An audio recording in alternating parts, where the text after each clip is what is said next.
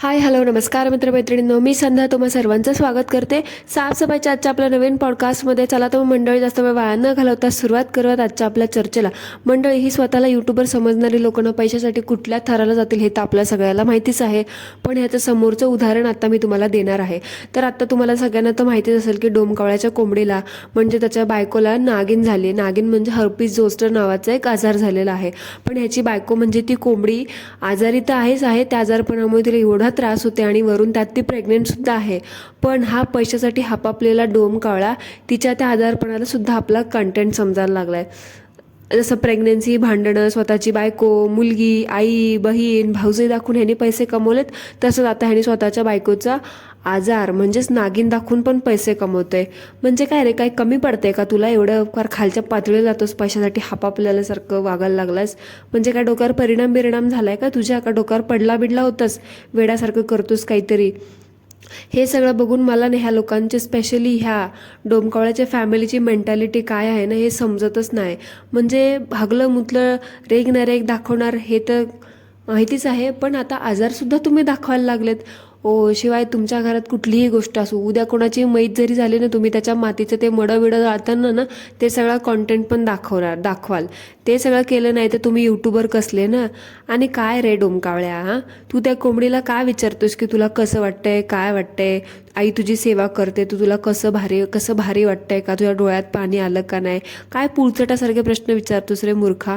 हां, त्या प्रश्नाला काय आहे का? मागचं पुढचं वरचं पाय तोंड बेंड काय आहे का त्या प्रश्नाला? हां, अर्थ मूर्खासारखे निरर्थक प्रश्न विचारत बसतोस. जसा तुझी फॅमिली निरर्थक आहे का, तसे तुझे प्रश्न सुद्धा निरर्थक आहेत. म्हणजे हे प्रश्न आहे ना, त्या कोंबडीला विचारण्याच्या ऐवजी हे प्रश्न तुझ्या आईला जाऊन विचार की त्या कोंबडीला काय लागलंय तिला इथं बसून खायला? याआधी तरी काय काम करत होती का रे ती? तिला एवढं विचारतोस. कुठल्या कामाला तर ती हात लावत नव्हती घरामध्ये. ती सासू म्हणणारी म्हणजे तुझी आई सगळं काम करायची, फार स्वयंपाकापासून पार ते तुझ्या मुलीला सांभाळण्यापर्यंत. आणि आता तर अजून 2 घरात तुमच्या हात वाढलेत काम करणारे. म्हणजे तुमची ती नवीन नवरी घरातली तुझी ती भावजई, तिला तर तुम्ही कामालाच आणली आहे ना. बरोबर, आधी तर तिची मज्जाच होती, आता तर पार तिचं सोने पे सुहागा झालंय. तिला कसल्याला त्रास होतोय रे? तिला तर बरंच वाटणार ना. आणि आता तर बहानाच मिळाला, नागिन झाली आहे म्हणून नागिन झाली आहे. आता कसलं काम कर, कोण काम कर म्हणून म्हणणारच नाही. काम केलं म्हटलं तरी माझं तोंडच सुजलं, माझं गालच सुजलं, माझं डोळंच सुजलं, माझं हे सुजलं तेच सुजलं. हे असली नाटकं द्यायला तर तुम्ही तयारच असतात. बरोबर ना? कावळ्या, जरा ना तिच्या त्या थोबाडावर ना सारखं कॅमेरा फिरवणं बंद कर. निदान ॲटलिस्ट ह्या अवस्थेत तरी तिच्या तोंडावर ते कॅमेरा नेऊ नकोस. एखादा माणूस जेवताना तुझा हा व्लॉग बघत असेल ना, ती जखम ते सगळं ते घाण बघून आहे ना, त्याला ते जेवण जाणारच नाही. पण जेवढं काही त्याने खाल्लं होतं का ते सगळं पण तो बाहेर उलटून टाकेल. काय ते सारखं तिच्या थोबाडावर कॅमेरा नेत असतो काय माहिती? तिचं तोंड लय चांगलं वाटतं तुला तर तूच बघत बस. पण इतर वेळ तर बघतो ते आम्ही सहन करतो. पण ॲटलिस्ट अशा अवस्थेत तरी तिच्या त्या थोबाडाचं ना फार हसू करू नकोस. मूर्खासारखं काहीतरी वागतोस तू, वेड्यासारखं काहीतरी. मला तुला कळतच नाही यार, तू कसला असला मनुष्य आहेस काय माहिती. आणि त्या बायकोच्या मागे पुढे कॅमेरा घेऊन फिरवण्यापेक्षा, तिच्या तोंडावर त्याचा 17 वेळा कॅमेरा घेऊन जाण्यापेक्षा ना, ती बायको तुझी प्रेग्नेंट आहे, जरा सिरियस हो. आणि असला फालतू टाइमपास करण्यापेक्षा, तिच्या थोबाडावर 17 वेळा कॅमेरा नेण्यापेक्षा आणि तिला तिथे कुरवाळत बसण्यापेक्षा ना, चांगल्या डॉक्टरकडे नेऊन जाऊन तिचे उपचार कर. आणि तसले घरगुती उपचारावर भागू नकोस. बिकॉज ती आता 2 जीवाची आहे. कळतंय का जरा मी काय म्हणते? ते जरा सिरियसनेस आहे का? ह्यांची ऑडियन्स बघून तर मला कळतच नाही बाबा कुठल्या मुहूर्तावरती पण ऑडियन्स ह्यांना भेटले काय माहिती. बेंडोक डोक्याचे कसले लोक कुठून येतात ना काय माहिती. आजवर वाटत होतं की महाराष्ट्रातून भारतातून अंधश्रद्धा गेली आहे. पण ह्यांच्या कॉमेंट बॉक्समधल्या कॉमेंट वाचून असं वाटतंय ना, ज्या लोकांनी अंधश्रद्धा निर्मूलन करण्यासाठी आपले प्राण गमावलेत ना, त्या लोकांचं ते मृत्यू ना कुठेतरी वायफळ गेलाय. काय ते मूर्खासारखे कॉमेंट करतात, मला ना खूळ भरल्यासारखं ना, मला कळतच नाही. ह्यांचे ऑडियन्स ह्यांना उपाय काय सांगतात?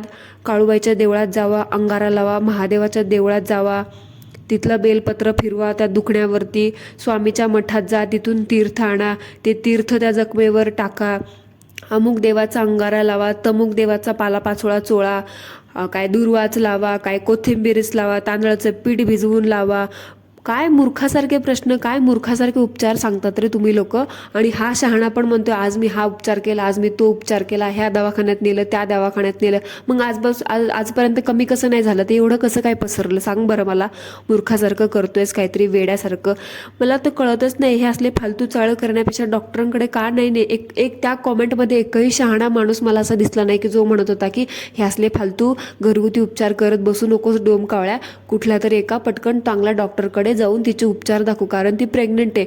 पण नाही, एकाने आपलं ज्ञान पाजळून अंधश्रद्धेबद्दल सगळे जाऊन येऊन आहे ना तिथे आपल्या ज्ञानाच्या टिमक्या वाजवत असतात.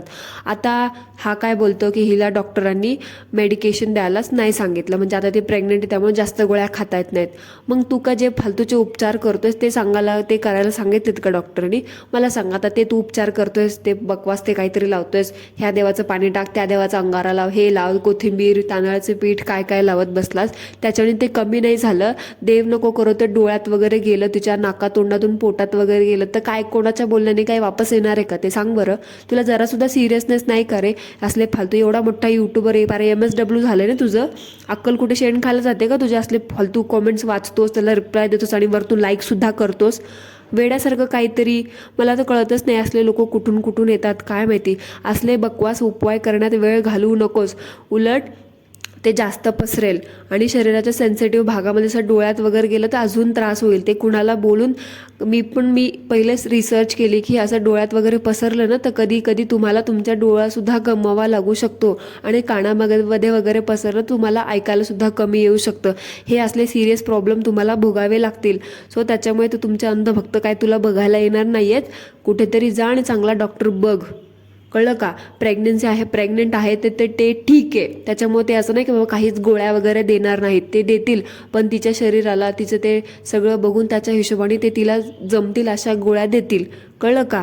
आणि जरा ते आजूबाजूचा परिसर आहे ना तो स्वच्छ ठेव. फक्त ते थोबाडाचं पांढरं, बाकी सगळीकडे किती घाणेर तुझ्या घरामध्ये. हां, किती ते फालतूचं कबाड पसारा, ते घरात कुठलं काय बसवून ठेवलंय काय माहिती. ती कोंबडी तुझी बायको दिवसभर त्या रूममध्ये पडीक असते ना, ती बेडरूम आहे का किचन आहे का स्टोर रूम आहे काय माहिती, काय कळतच नाही. मरणाचं भंगार भरून ठेवलंय तिथं. पहिलंच आजार आहे आणि एवढ्या बाजूला आतमध्ये एवढी घाण अस्वच्छता भरून ठेवली, हायजीन नाही काही नाही. अशा बऱ्याच गोष्टीमुळे हे सगळे आजार होत असतात आणि पसरत असतात.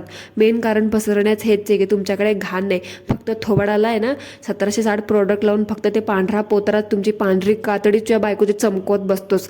जरा ते आजूबाजूचा पसारा ते घाण भरून ठेवलंय ना, इतभर मळ बसली आहे बघ, जरा कॅमेऱ्यात ते सगळं दिसतं. जरा ते साफसफाई करायला शिकव तिला. आणि तू पण कर, दिवसभर घरात पडीक असतोस ना, फालतूपणा करत बसलेला असतो. ते कॅमेरा घेऊन त्या कॅमेराच्या बायकोच्या थोबाडावर नेणं कमी कर आणि जरा कोंबडी करणं कमी कर. आणि आईला बायकोला घेऊन जरा ती साफसफाई करण्याचा प्रयत्न करा. जरा हायजीन मेंटेन ठेवा. बायको प्रेग्नेंट आहे तुमची आता. ह्या सगळ्या गोष्टीमुळे पण खूप गोष्टी मॅटर करतात, ह्या हायजीन वगैरे. हे तर मला माहीत नसेल.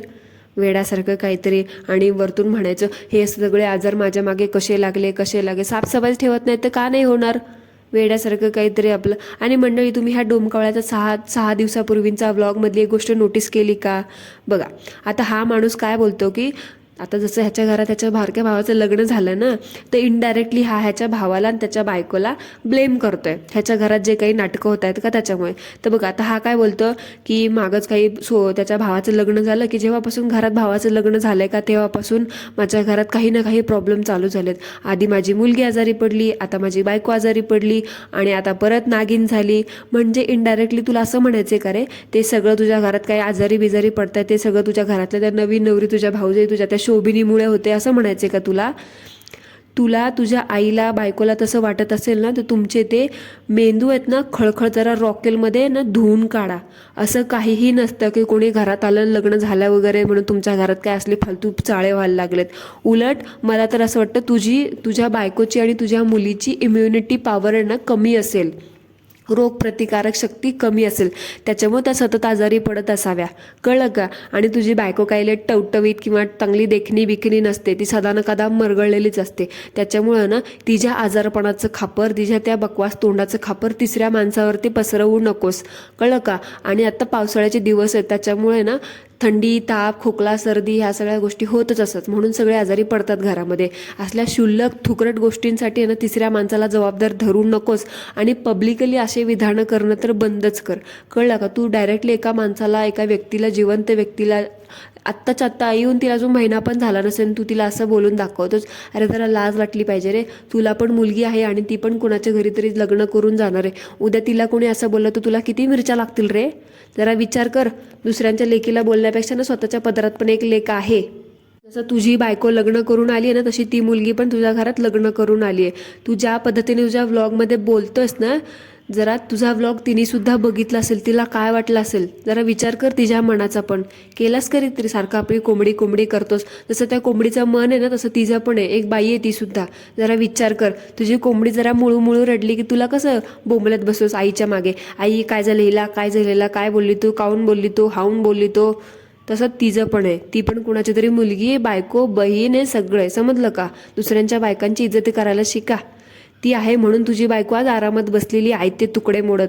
उपकार मान तिचे, पण तुझ्यासारखे पैशासाठी, प्रसिद्धीच्या नशेत चूर असलेले लोक ना असल्या सगळ्या गोष्टीला ना कधीच मान देत नाहीत. स्वतःची बायको, पैसा दिसतो बास. दुसऱ्यांच्या तो, अरे जो स्वतःच्या आईलाच किंमत देत नाही तो भावजईला कसं काय विचारेल ना. मी तर काय बोलत होते, तुझ्याकडून अपेक्षा कसली करत होते की बाबा तू भावजईला किंमत देशील. हॅट, तुला तुझ्या आईपुढे, बायकोपुढे आई दिसत नाही म्हटल्यावरती भावजई तर कोण कुठची. आणि किती रे आऊचा भाऊ करून ठेवल्यास त्या आजाराचा. म्हणजे कशासाठी ना? एक तर स्वतःच बोलतो की जास्त बोबाटा केल्यावरती ते नागिन वाढत जाते, कमी होत नाही, लोक चढवतात आणखीन वगैरे वगैरे. मग तू तर 7 लाख लोकांना सांगून मोकळा झालास. आता काय त्याचा त्रास होत नाही का? हां, आणि काय रे तुझं MSW झालं आहे ना, मग तुला साधं बेसिक मॅनर्स नाहीत का? ते की नागिन, ते हर्पिस आजार संसर्गजन्य असतो की त्याचा ते फस वगैरे, त्याच्यामध्ये फस होतं ना, त्या दुखतात काय असं ते चट्टे बिट्टे, ते फोडी बिडी, त्याच्यामध्ये फस होतं. मग त्या फसच्या संपर्कात आल्यावरती तो फस जर दुसऱ्याच्या एका निरोगी माणसाच्या शरीराला लागला तर ते त्या फसच्या थ्रू पण पसरतं. तुला एवढं पण कळत नाही का? मग त्या लहान मुलीला कशाला त्या कोंबडीच्या अंगा खांद्यावरती खेळू देतोस, तिच्याजवळ कशाला जाऊ देतोस? जरासं पण अक्कल नाही की बाबा थोडे दिवस त्या बाळाला म्हणावं की बाबा मम्मापाशी जाऊ नकोस, मम्माला बुबू झालंय, मम्माला बाऊ झालाय, असं काहीतरी म्हणून तिला समजव. बाळाला तिच्यापाशी जाऊ देऊ नकोस. भलेही तुझं त्या बायकोचा आजार पण थोडं असेल, जास्त असेल, वॉट एव्हर इट इज, पण ते तुझ्या मुलीला तिच्यापासून लांब ठेव. मनातून रिक्वेस्ट कर दे, नाही तर परत अजून बोबाटा करत बस. मला अशीच बोलेन, मला तशीच बोलेन, माझ्या नावावरती व्ह्यूज खाते. तुला अक्कल नाही ना, म्हणून मला तुला अक्कल शिकवावी लागते. फक्त ठोम्यासारखा वाढलास तू.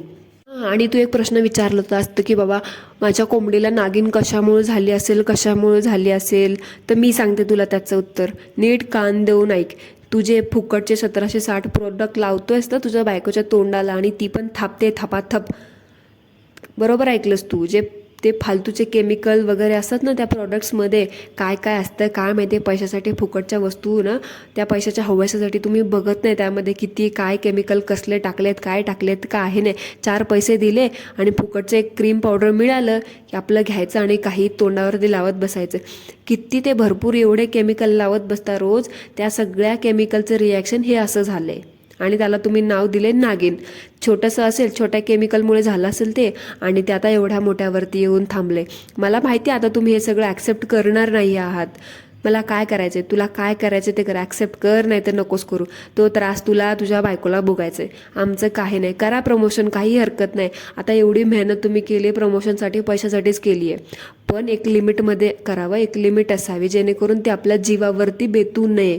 कळते का? पण ह्या यूट्यूबर लोकांना लिमिट ह्या शब्दाचा अर्थ माहीतच नाही. इवन लिमिट हा शब्द त्यांच्या डिक्शनरीमध्ये एक्झिस्टच करत नाही असं वाटतं मला.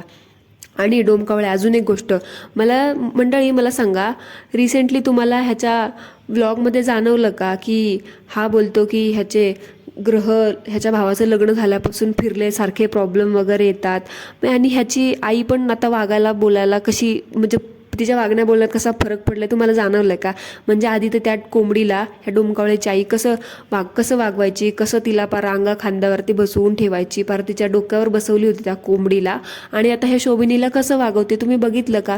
म्हणजे ही गोष्ट 100% खरी आहे की पैसा आला ना आपल्याकडे तर आई पण आहे ना जास्त पैसा कमवणाऱ्या लेकाला आणि त्याच्या बायकोला, म्हणजे जास्त पैसा कमवणाऱ्या सुनेला आणि लेकालाच प्रेम करते. त्याच्या व्यतिरिक्त 10-15 हजार रुपये कमवणाऱ्या मुलाला ना ती काहीच जीव लावत नाही. तसं डोमकावळ्या तुझ्या फॅमिलीचं ना हेच चालू आहे. तुझी आई कसा भेदभाव करते आणि किती करते ना ते दिसते आम्हाला, पण तू ते मान्य केलं नाहीस हे तर आम्हाला माहितीच होतं आणि करणार सुद्धा नाहीस. त्याच्यावर फालतू स्पष्टीकरण देत बसला तिथं पाय तुझी सवयच आहे, तिथं काय जाणार नाही. पण तू ना कितीही कव्हरअप करायचा प्रयत्न करत ते आम्हाला दिसतं की कोण कसा किती भेदभाव करते आणि कोण कोणाला किती जवळून ओळखून येते. आता एवढे दिवस झालं तू म्हणतोस ना मी यूट्यूबवरती व्हिडिओ बनवतं, ते एवढ्या वर्षामध्ये आम्ही तुम्हाला एवढं तरी ओळखलंच आहे की बाबा कोण कसे आणि कितपत रंग बदलतंय ते. असो, तुम्हाला काय करायचं ते करा, जशी ज्याची आचरणं तसं त्याला फळ. सगळं इथल्या इथंच फेडायचं आहे, तुला, तिला आणि मला सुद्धा, बरोबर. आणि जे लोक बघतात ना त्यांना तुम्हाला सुद्धा ही गोष्ट जाणवली का हो? बरोबर ना? मला कॉमेंटमध्ये नक्की सांगा. आणि जे लोक आता मला सांगा, म्हणजे आपण जे दुसऱ्यांना दाखवतो आपल्या चॅनलवरती ते लोक ते बघतात आणि त्याच्यानुसार ते आपलं आपलं मत तुमच्या कॉमेंट बॉक्समध्ये नोंदवतात. आता आम्हाला जाणवलं की तुझी आई भेदभाव करते 2 सुनामध्ये, तसं आम्ही बोललो तर आता ह्यात भांडण लावायचा काय संबंध? हा डोमकावळा बोलतो की माझी आई असं काही बोलत नाही, उगाच तुम्ही अशा काही कॉमेंट करून भांडायला लावू नका. अरे आम्हाला काय मिळणार आहे तुझ्या घरामध्ये भांडणं लावून? सांग बरं. तुझी काय फॅमिली काय खूप मोठी आयडल फॅमिली आहे का? आणि तुला जर असं वाटत असेल की तुझी ऑडियन्स तुझ्यामध्ये भांडणं लावते तुझ्या फॅमिलीमध्ये, ते जरा शरम कर. त्या ऑडियन्सच्या जीवावर तेच एवढे दिवस फुकटमध्ये खाऊन आहे ना घरात बसून तुकडे मोडतोयस, काहीही नेट न लावता. समजलं असेल मी काय बोलते ते, तुझ्याच भाषेत बोलले, बरोबर ना? सो त्या ऑडियन्सची जरा रिस्पेक्ट कर. आणि एवढंच तुला त्रास होत असेल ना की बाबा तुला वाटत असेल लोक तुझ्या घरामध्ये भांडणं लावतात, तुला तुमची फॅमिली मोडायचा प्रयत्न करतात, मग बंद करा हा सगळा तुमचा लावलेला तमाशा आणि बसा घरामध्ये नीट सोयीस्कर कुठला तरी बसून एका सभ्य माणसासारखा कामधंदा करा. मग कशाला कोण काय बोलते, बरोबर ना? पण कसं काय बंद होणार? हे सगळं बंद होणं अशक्यच आहे.